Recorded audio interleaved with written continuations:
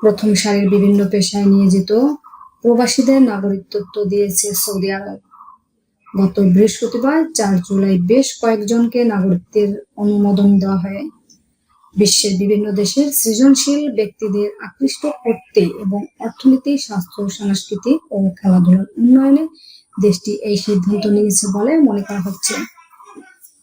Saudi আরবের সংবাদ সংস্থা এসপি এর বরাতে সংবাদ মাধ্যম গালপ নিউজ বলেছে, সম্পত্তি ও সংক্রান্ত একটি ডিক্রি জারি করেছে সৌদি প্রশাসন। উদ্ভাবক, উদ্যোক্তা ও আরো কয়েকটি পেশার বেশ কয়েকজন, তবে ঠিক কতজনকে এই নাগরিকত্ব দেওয়া হয়েছে তা প্রতিবেদনে দেওয়া হয়নি।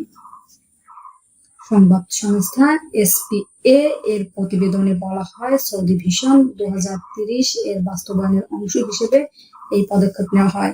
দেশটি চাইছে তেল নির্ভরতা কমিয়ে আনতে আর অন্যান্য সৃজনশীল কাজে বেশি বেশি বিনিয়োগ করতে। তবে কোন কোন খাতকে টার্গেট করা হয়েছে তা ওই প্রতিবেদনে উল্লেখ করা হয়নি। সৌদি আরবের সংবাদ মাধ্যম বলেছে, যাদের নাগরিকত্ব দেওয়া হয়েছে তারা আমেরিকা, ব্রিটেন, ফ্রান্স ও সিঙ্গাপুর থেকে এসেছেন।